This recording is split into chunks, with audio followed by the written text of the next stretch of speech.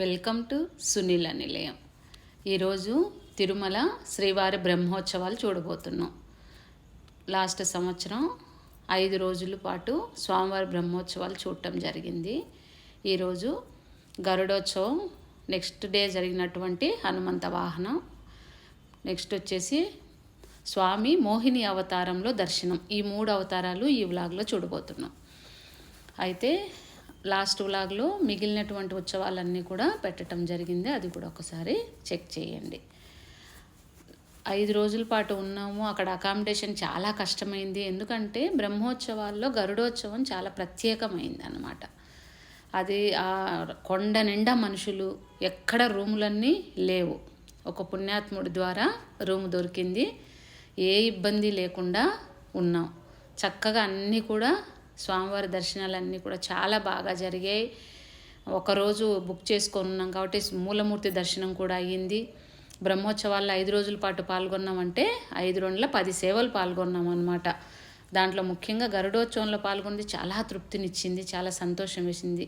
ఇది మోహిని అవతారం స్వామి. అందుకు అదంతా కూడా ఈ వ్లాగ్లో చూడబోతున్నారు. గరుడోత్సవం రోజు ఏంటంటే, ఎవరికైనా చెప్పే విషయం ఏంటంటే, గరుడోత్సవం ఉంది అన్నప్పుడు ఆ మాడ వీధుల్లో మనం కూర్చోవాలి అంటే పొద్దుటే 8 లోపే మనం వెళ్ళిపోవాలండి. వెళ్ళిపోతే మనకు అక్కడ ప్లేస్ దొరుకుతుంది, లేకపోతే దొరకదు. 8 నుంచి ఉదయం ఇంకా సాయంత్రం స్వామివారు వచ్చేది 8-8:30 దాటుతుంది. ఆ టైం వరకు కూడా అక్కడ కూర్చోవాలన్నమాట. తర్వాత ఏమవుతుందంటే అన్ని దారులు మూసేస్తారనమాట. మాడ వీధుల్లోకి మనం వెళ్ళలేము. మనము ఇక్కడ కొంచెం అఖండం వెలిగిస్తాం కదా, అటు సైడ్ కూర్చుంటే ఏమిటంటే స్వామి చాలాసేపు ఇలా దర్శనమిస్తారనమాట. బాగా దర్శనం దొరుకుతుంది. అక్కడ కూర్చుంటే బాగుంటుంది అనేది నా అభిప్రాయము. మేము అక్కడే కూర్చున్నాం కాబట్టి బాగా దొరికింది ఒకటి. రెండోది ఏంటంటే, గరుడోత్సవం రోజు పైన గ్రద్దలు తిరుగుతాయి అని చెప్పారండి. అది ప్రత్యక్షంగా చూడటం జరిగింది. ఎందుకంటే ఆ రోజు మధ్యాహ్నం 12 గంటలకి ఇంకా సాయంత్రం స్వామివారు వస్తారు కదా గరుడోత్సవం, అప్పుడు 2 గద్దలండి, పెద్ద పెద్ద గద్దలు. ఎండ బాగా వేస్తుంది ఆ సమయంలో. 2 అలా రౌండ్ తిరిగి గుడి చుట్టూరా ఒకసారి తిరిగేసేసి వెళ్ళిపోయాయండి. అదొకటి. దీంట్లో మరి ఎంత కనిపిస్తుందో తెలియదు కానీ తీశాను వీడియో, దీంట్లోనే ఉంటుంది, చూడండి వరుసగా. అదొకటి. నెక్స్ట్ డే హనుమంత వాహనం. హనుమంత వాహనానికి యాక్చువల్గా అయితే మాకు ప్లానింగ్లో లేదు, లేకపోతే వెళ్ళిపోవాలి. గరుడోత్సవం అయిన తర్వాత నెక్స్ట్ డే మార్నింగే వెళ్ళిపోవాలన్నమాట. మేము ఆ రోజు నైటే తిరుపతిలో కింద రూమ్ తీసుకున్నాము, అక్కడికి వెళ్ళిపోవాలి. అయితే ఇంక వెళ్ళిపోయాం నైట్. వెళ్ళిపోతే ఆ రూమ్లోకి వెళ్తే సాయంత్రం 8 అట్లా అయ్యిందనమాట నైట్. అయిన తర్వాత ఏమైంది, ఆ లాడ్జీలో ఎదర వాళ్ళు ఏం చేశారంటే ఆ ముగ్గు దగ్గర నిమ్మకాయలు అవన్నీ తీసేసి దిష్టి తీసి అక్కడ పెట్టారు. ఈయన ఏం చేశారు, వాటిని దాటుకుంటూ లోపలికి వెళ్ళారు. ఇంకా నేను వాటితో గొడవ పెట్టేసుకున్నాను. అలా పెడతావా నువ్వు నడిచే దారిలో అని చెప్పేసి. అప్పుడు నేను అన్నాను, ఎందుకో ఇది అపశకునంలాగా అనిపిస్తూ ఉంది, మనం మళ్ళీ స్వామివారి దర్శనానికి వెళ్ళిపోదాం. నాకేంటంటే శ్రీరామచంద్రమూర్తిని ఎక్కువ శ్రీరామాయణం చదువుకుంటాను కాబట్టి స్వామి హనుమంత వాహనం చూడాలనేది మనసులో కోరిక. బహుశా భగవంతుడు నా మనసులో ఉన్న కోరికను తీర్చటం కోసం ఆ చిన్న విఘ్నం కల్పించాడేమో అని నేను నమ్ముతున్నా. ఇంకని చెప్పేసి నేను పట్టుబట్టేసి మరుసటి రోజు పొద్దుటే 5ంటికే మళ్ళీ లేసేసి స్నానం చేసి మళ్ళీ కొండెక్కాం. కొండెక్కినప్పుడు మాకు హనుమంత వాహనం దొరికిందనమాట. ఇదిగో ఇది పొద్దుటిపూట కనిపించినటువంటిది. అలా తీశాను కానీ అంత కెమెరాకైతే కనిపించలేదు, కానీ అలా కనిపించింది. అసలు ఎంత వైభవం అండి, నిజంగా చూసి తీరవలసినటువంటి ఉత్సవం గరుడోత్సవం. అయితే మాత్రం తప్పకుండా బ్రహ్మోత్సవాలు కనీసం 2 ఉత్సవాల కన్నా సరే వెళ్ళటానికి ప్రయత్నం చేయండి. చాలా టఫ్, కానీ ప్రయత్నం చేయండి, బాగుంటుంది. ఇది ఇక్కడ మీరు జాగ్రత్తగా చూస్తే రెండు గరుడ పక్షులు కనిపిస్తాయి, మేఘాల చాటున ఉంటాయి. తీసాను. నెక్స్ట్ మీరు ఇలా బ్రహ్మోత్సవాలు చూస్తూ ఉండండి. మనం లాస్ట్ టైం అనంతాచార్యుల వారి గురించి చెప్పుకున్నాం కదా, మాడ వీధుల్లో ప్రదక్షిణం చేసుకుంటూ ఆయన మట్టి ఇంకా కొంతమంది భక్తుల గురించి మనం చెప్పుకుందాం. ఒకటి వచ్చేసి కుమ్మరి భీముడు, ఆయన గురించి కూడా చెప్పుకుందాం. ఇంకొకటి తిరుమల నంబి గారి గురించి కూడా చెప్పుకుందాం. అయితే కుమ్మర భీముడు. అన్నమాచార్యుల వారు చెప్పినట్టు అన్నమాచార్యుల వారి కీర్తన, కొండలలో నెలకొన్న కోనేటి రాయడువాడు, కొండలంత వరములు గోపెడువాడు, కొండలలో నెలకొన్న కోనేటి రాయడువాడు.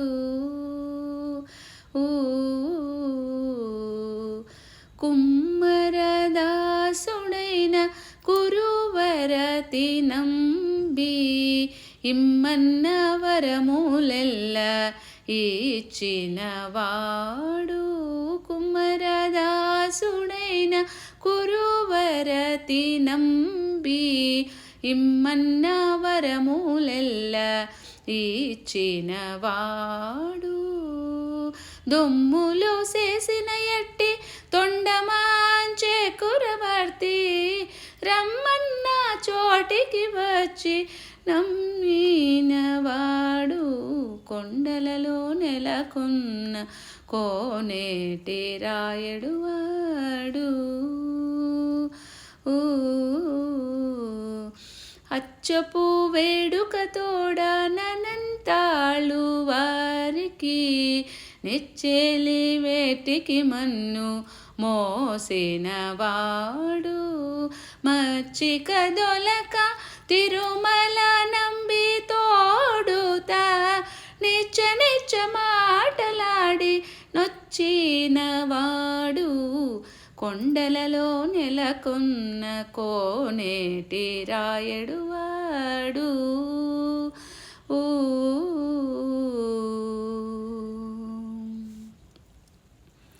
దీంట్లో కుమ్మర భీముడు గురించి, వెంకటేశ్వర స్వామి వారికి తొండమాన్ చక్రవర్తి గారు పూజ చేస్తూ ఉంటారు కదా, బంగారు పుష్పాలతో స్వామివారికి పూజ చేస్తూ ఉంటారనమాట. ఆవిడ పద్మావతి దేవి గారి యొక్క చిన్నాన్నగారు అని చెప్తారు కదా. ఆయన స్వామికి సాక్షాత్తు వెంకటేశ్వర స్వామి వారు మాట్లాడేవారని కదా చెప్పేది వెంకటేశ్వర స్వామి మహత్యము.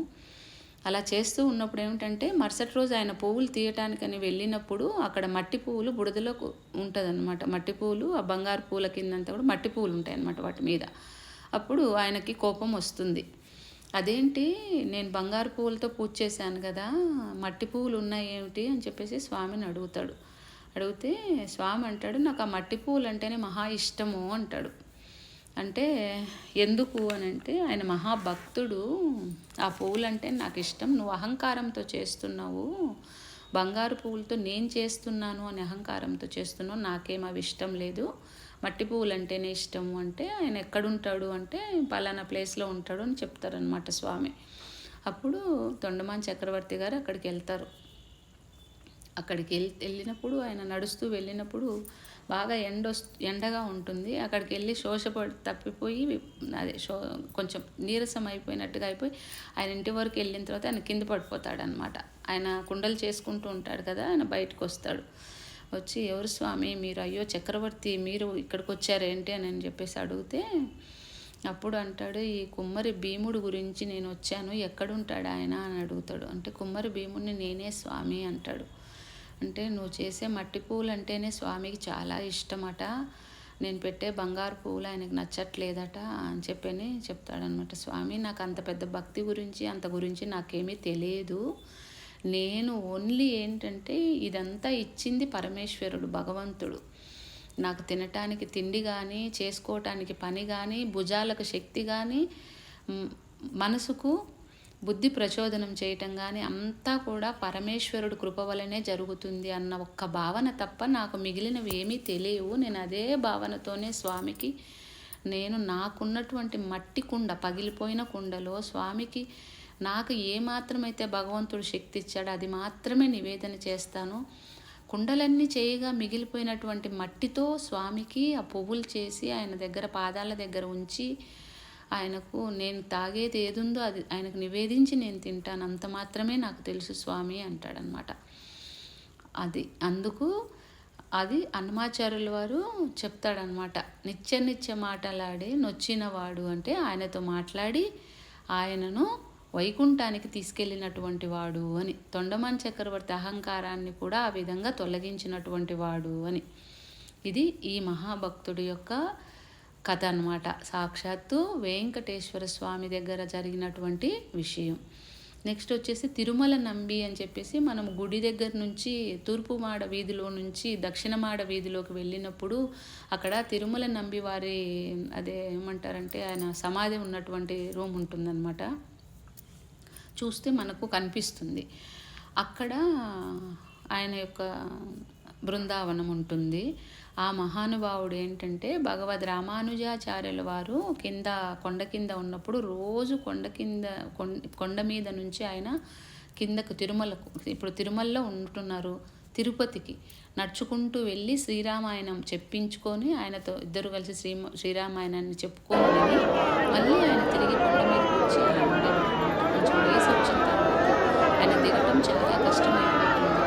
ఆ తర్వాత ఆయన ఏం వేడుకుంటారంటే, స్వామి నేను పొద్దున్న సాయంత్రం వరకు వస్తున్నాను కదా, మధ్యాహ్నం టైంలో మీరు సేవించుకుంటాను కుదరటం లేదు అని చెప్పేసి ఆయన దగ్గర బాధపడతా ఉంటారు వెంకటేశ్వర స్వామి దగ్గర.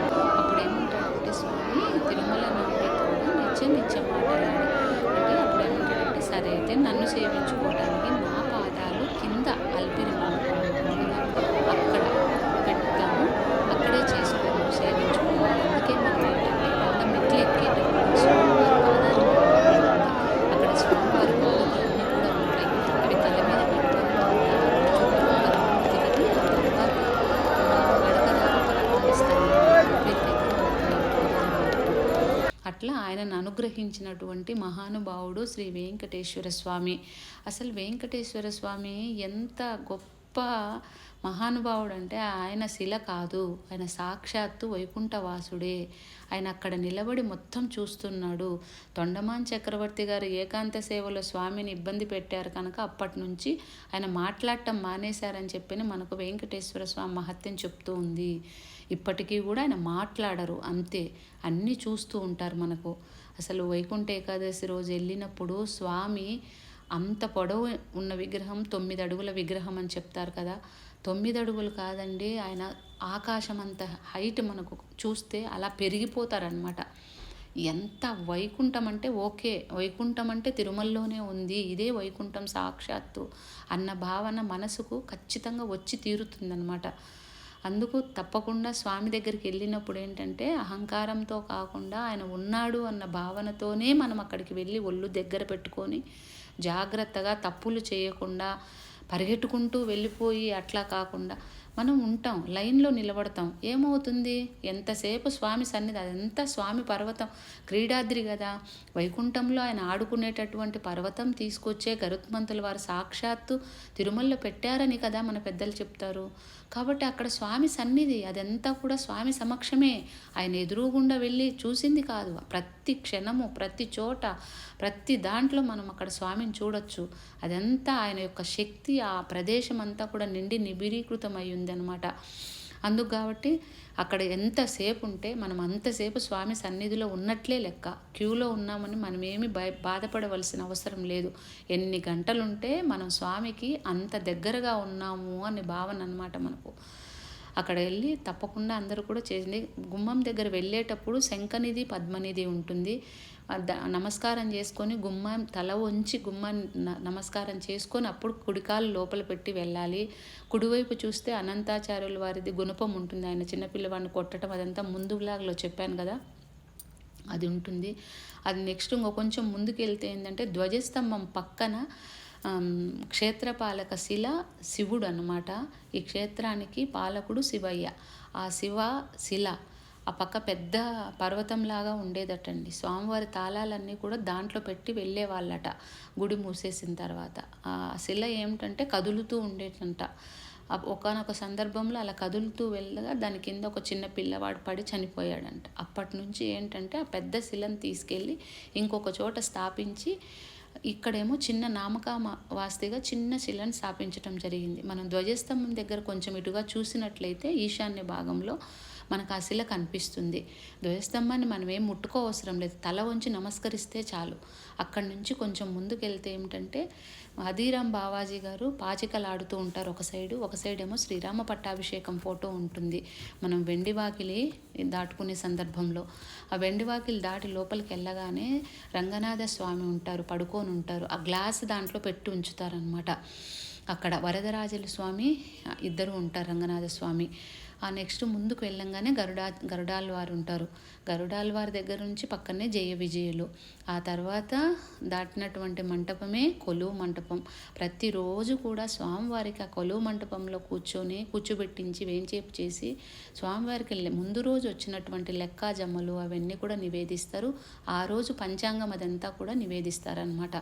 స్వామికి ఒక చక్రవర్తి, ఆయనకు లెక్కలు చెప్పటం అన్నమాట. అలా నివేదిస్తారు. ఆ తర్వాత ఉన్నటువంటి గది పేరే రాములవారి మేడ. అది వరకు రాములవారి మేడలో శ్రీరామచంద్రమూర్తి విగ్రహాలు మూలమూర్తి దగ్గర ఉంటాయి కదండి, ఆ విగ్రహాలు అక్కడ పైన అరుగు మీద కూర్చోబెట్టేవారట. అందుకు దానికి రాములవారి మేడ అంటారు. ఆ నెక్స్ట్ ఉన్నదే స్వామివారి యొక్క పవలింపు సేవ చేసేటటువంటి గది. అది బంగారు పట్టమంచం మీద స్వామికి పవలింపు సేవ, ఏకాంత సేవ జరిపించేటటువంటి గది ఆ గది. ఆ తర్వాత ఉన్నదే కులశేఖర వారి పడి. కులశేఖర వారి పడిని దాటి మనం ఎవ్వరు కూడా వెళ్ళటానికి అర్హత లేదు. ఒక్క 4 కుటుంబాల వాళ్ళకు మాత్రమే వాళ్ళకు అర్హత తప్పించి మిగతా ఎవ్వరూ కూడా ఆ కులశేఖర వారి పడి నుంచి ఇటువైపు నుంచోవలసిందే, కానీ అది దాటి వెళ్ళటానికి వీలు లేదనమాట. అందుకు కాబట్టే ఆయన ఎన్ని కార్యక్రమాలు జరిగినా, ఎంత జరిగినా ఆయన సమ్మోహనంగా అలా చూస్తూ ఉంటారు. ఆయన చూస్తూ ఉంటారనమాట. ఎవరు నన్ను నిజాయితీగా ఏ కోరికలు కోరకుండా కేవలం నేనున్నానని, నా కోసం వచ్చేటటువంటి భక్తులు ఎవరైనా ఉన్నారా అని తల ఇలా పైకి లేపి చూస్తూ ఉంటారట. నా కోసం వస్తున్నారా, నా భక్తులు వస్తున్నారా అని చెప్పి. అలా వస్తూ ఉన్నప్పుడు ఏమిటంటే తననే నమ్ముకొని ఉన్నటువంటి భక్తులు వచ్చినప్పుడు స్వామి ముఖంలో విపరీతమైన కళ వస్తుంది అని చెప్పేసి అక్కడ పూజ చేసేటటువంటి అర్చకులు చెప్పేటటువంటి మాట. అందుకు మనం ఆ ఒక్క కారణం చాలు, సాక్షాత్తు వైకుంఠవాసుడే అక్కడ నిలబడి మన కోసం ఉన్నాడని. ఎందుకు? కలియుగంలో కలి యొక్క ప్రభావం వలన విశేషమైనటువంటి పాపాలన్నీ కూడా ఉంటాయి. యజ్ఞాలు, యాగాలు అవన్నీ చేయటానికి ఎవ్వరికీ మనసు బుద్ధి ప్రచోదనం అవ్వదు. ఎందుకు అంటే కలి యొక్క విజృంభణ అంత ఎక్కువగా ఉంటుంది కనుక ఎవరికి కూడా మనస్కరించదనమాట. కేవలము నామం, భజన ఇదంతా కూడా పెట్టినటువంటి సంప్రదాయం మన పెద్దలు. ఎందుకు అంటే ప్రతిరోజు కూడా నా చిన్నతనంలో మా ఊర్లో కూడా, నేను ఒక విలేజ్ నుంచి వచ్చాను, నా ఊర్లో కూడా ప్రతిరోజు కూడా శ్రీరామచంద్రమూర్తి వారి గుడి ఉంటుంది. అక్కడ భజన చేసేవాళ్ళు 1 గంట సేపు, 7 నుంచి 8 వరకు. ఆ టైంలోనే అందరూ కూడా మంచాలు వేసుకొని బయట పడుకొని ఆ దేవుడి నామాలన్నీ కూడా వినేవాళ్ళు. అలా ఉండేదన్నమాట. అందుకు ప్రతిరోజు ఈ భజన సంప్రదాయం వచ్చింది ఏంటంటే నామాలు పలకడానికి ఉద్దేశించబడినందుకు. ఒక్క నామమాత్రం చేతనే తరించవచ్చు. భగవంతుడు సాక్షాత్తు దేవతలందరికీ కూడా అసూయ ఉంటుందంట. ఏమిటి అంటే మానవజన్మ ఎత్తితే చాలు, కేవలం నామమాత్రంగా భగవంతుని స్మరణ చేస్తే చాలు మోక్షం ఇచ్చేయచ్చు, అంత సులభంగా దొరుకుతాడు పరమాత్ముడు అని చెప్పేసి ఈర్ష్యపడుతూ ఉంటారంట. దేవతలు కూడా సమయం దొరికినప్పుడల్లా భూమి మీదకి రావాలి, అవతరించాలి, భగవంతుని సేవించుకోవాలి, నామం పలికి అని చెప్తారు అని చెప్పి పెద్దలు చెప్తారనమాట. అందుకే మన భజన సంప్రదాయము, నామము, మనం లేచినప్పుడు ఒకసారి భగవంతుని స్మరించుకొని, పడుకున్నప్పుడు ఒకసారి భగవంతుని స్మరించుకుంటే మన పని మనం చేసుకుంటూ, మనమేం పని నుంచి పక్కకి వెళ్ళిపోవలసిన అవసరం లేదు. మన పని చేసుకుంటూ కూడా స్వామి నామాన్ని తలుచుకుంటే ముక్తి, మోక్షము.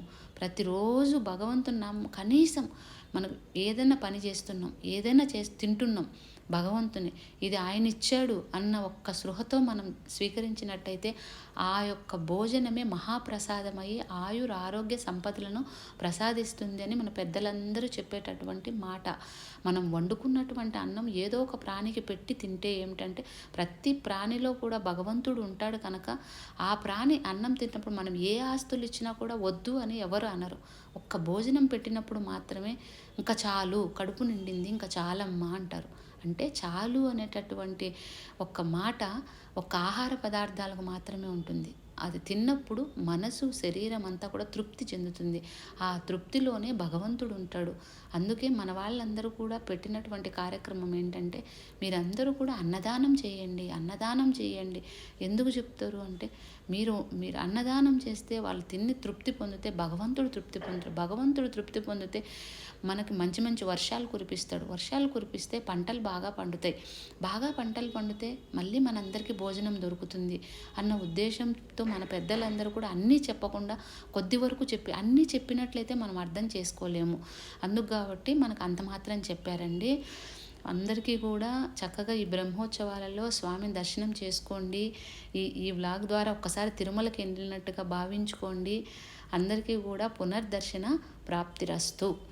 శ్రీ వెంకటేశ్వర స్వామి పాదార విందార్పణమస్తు. అలా శిల ఉంటుంది, కొండకే గరుత్మంతుల వారు కొండ మోస్తున్నట్టుగా ఉంటుందండి. అది మనం వెళ్ళేటప్పుడు కనిపిస్తుంది మనకు.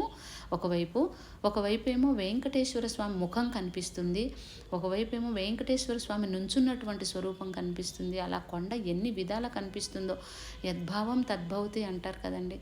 మన మనసులో ఏ భావం అయితే ఉంటుందో మన కళ్ళకి అలా కనిపిస్తుంది అని చెప్పి అందరికీ కూడా మరొక్కసారి శుభాకాంక్షలండి. Thank you for watching.